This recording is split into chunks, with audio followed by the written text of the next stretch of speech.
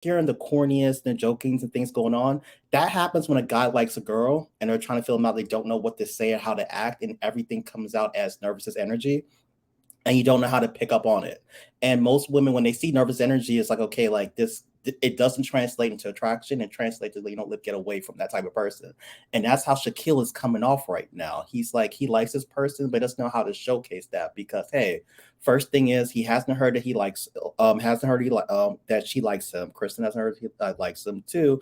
Everything about him is a turn off. So unless he grows dreads, I don't know, goes on the block and like start putting some weight, I don't know, calls out her name. Like, I don't see what's going to happen for Kristen to say in 7.5 weeks, I really like this guy. Because again, from day one, that's been the issue. The goalpost is moving around. And it kind of reminds me back to the Boston season. The guy, I forget the name, the guy with the multiple, with the girl, roommate, whatever. It's like, it's to the point where he doesn't know how to approach a conversation and talk to her. And that's what you're having right now. When I'm seeing the same exact thing replayed in 2023 now. This guy's not, he's not threatening. It's just not her type of, he's not her type of flavor. He doesn't know how to back off. The nervous energy is kind of getting, it's going to get worse than it gets any better, unless A, he figures out exactly what she wants him to do, and two, she figures out what's from him. Things are not going to improve. I totally hear you. Totally hear you. You know, Kirsten said the bar lead. She can't get over the bar lead, so it's tight right now. Anyway, what's your thoughts? Shaq and the Kirstens. She said that his humor is annoying. Well, she said there's a time and place for the humor, which is fair.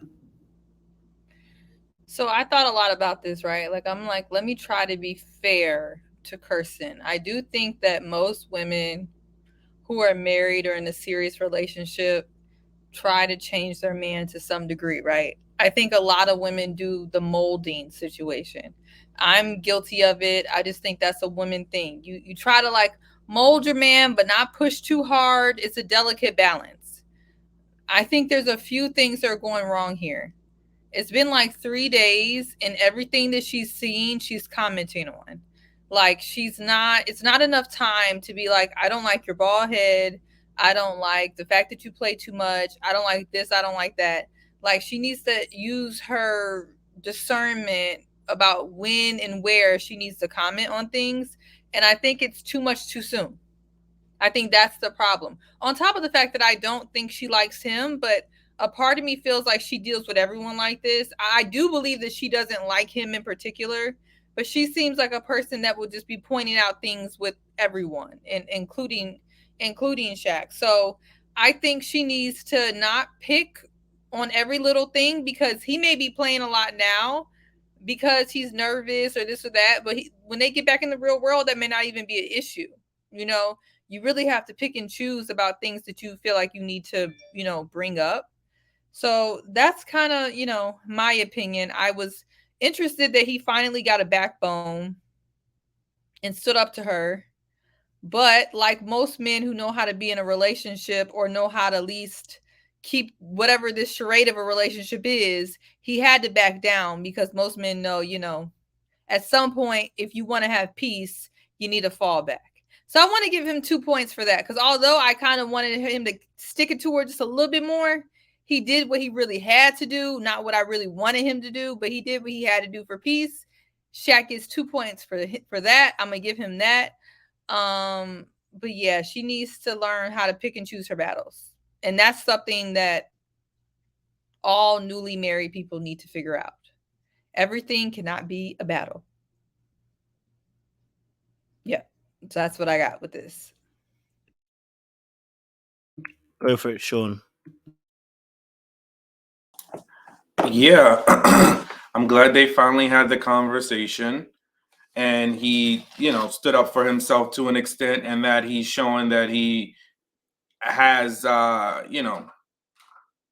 don't know the right word to say, but that he has an ability to speak for himself. And that he also has some level of self-awareness in realizing that she has clearly nitpicked him right on to death. And I think, like, at a certain point, she just, it's always something. And I think that's her way of not letting him get too close. So she gonna always let him know that he really doesn't have a shot with her. But then she's gonna pretend, she's gonna hold his hand, she's gonna be nice enough, but she is the woman version of a nice guy, right? So she's a nice woman. She's never really gonna say anything that is overtly rude and mean, like some of the people in maths we've seen, in the past that are very jarring. But it still drives the same point home that she's not interested in him. So that's what I think. And again, I don't have any. I don't think that if whether it's a man or whether it's a woman, if they're not attracted, they shouldn't have to force it. But I also know that you know how to treat people like humans, and when you should have a level of self-awareness, especially if you're going into a marriage where you're not perfect, and you are going to give that person some breathing room. Like, you're just getting to know them. You're just getting to know them. How much can you say within meeting somebody within 3 days that that you don't like about them? That's just not. It doesn't feel good to anybody. So yeah, and then she's gonna turn around and say, "Hey, maybe there's some things about me you don't like." Huh? Yeah, are you ready to have that conversation? No, she's not, and no, she doesn't want to hear it. She called him defensive. Yeah, imagine somebody telling you how much they don't like you, telling you that telling people that you should ask for a kiss.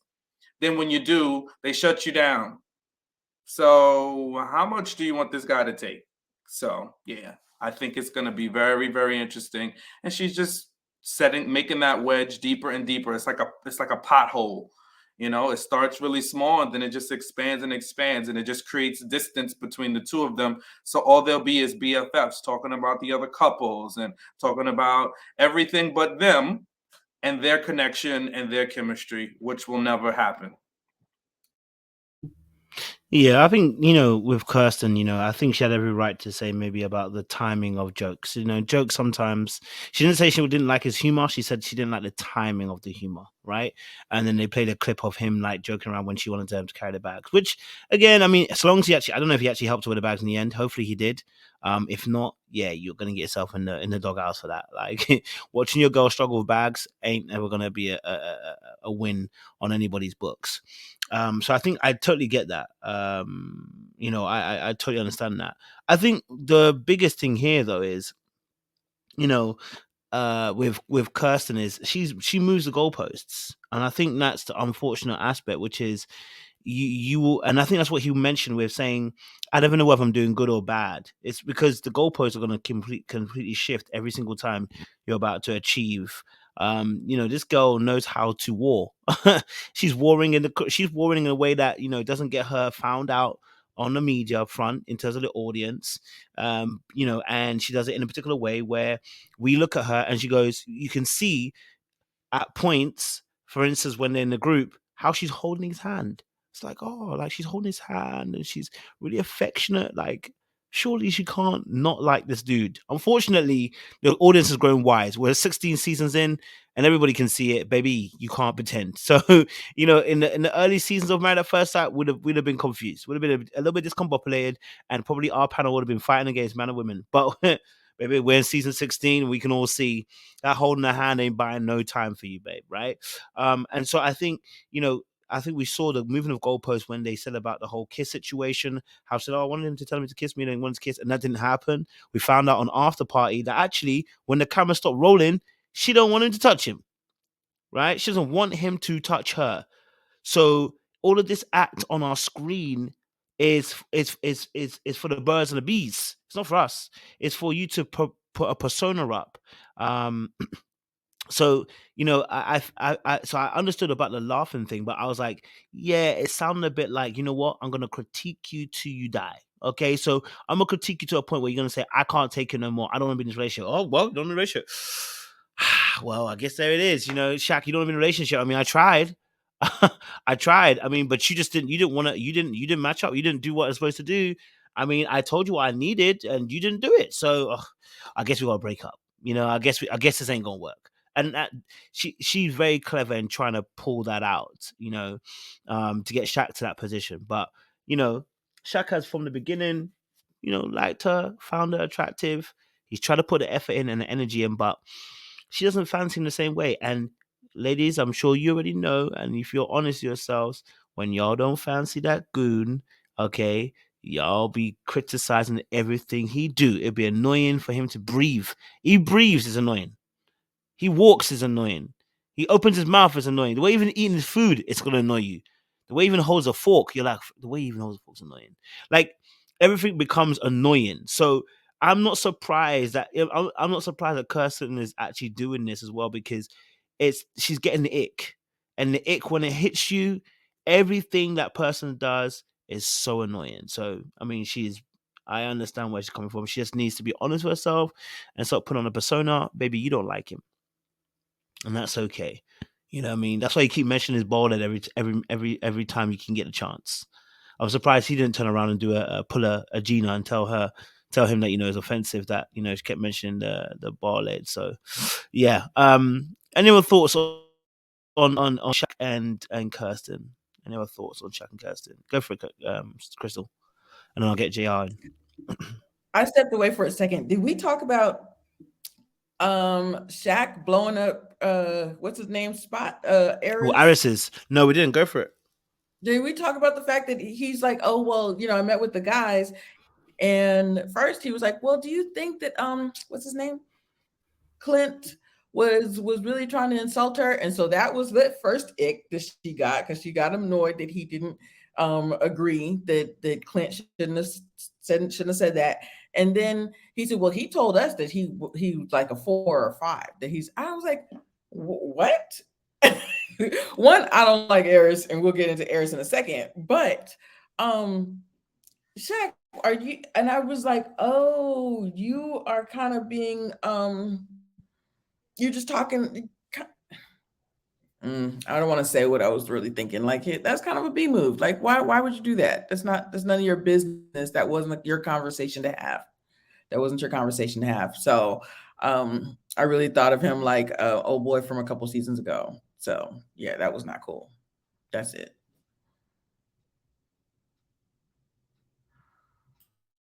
Thank you, JR. Go for it. Good evening, everyone.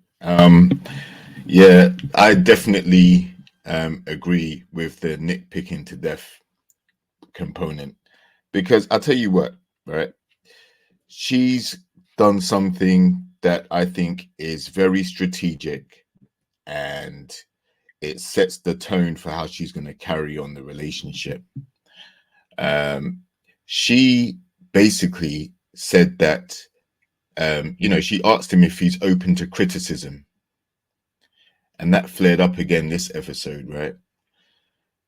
So when he said, yeah, I'm cool with being criticized, I can take it, so what she's then going to do is start criticizing him. Then anytime he has a problem with what she's saying, or he starts to take it personally, then she can say, oh, but I thought you can handle criticism, so let's look at it. She's not attracted to him being bald, like she said, right? She also said, stop acting perfect. Stop trying to be perfect for me. Just be yourself. Stop trying to act like, there's no problems here. All right. So that was last episode, or I think the episode before. And now, like you said, she's got a problem with his sense of humor. Okay. She said the timing of the jokes, but she also said that he jokes too much. Now, for someone that feels like they're not attracted to the person, or has been told that they're not attracted, guess what they're going to try and do? They're going to try and use other things, other aspects of their personality to get across. So they're going to say, they're going to start trying to make lighthearted jokes to break the ice, or see if they can get on the person's good side and not be scolded or told off all the time by making jokes. All right. So I think it's kind of a situation where he's going to be walking on eggshells very soon, because he's already showed signs of frustration. If I tell too many jokes, then you're going to have a problem.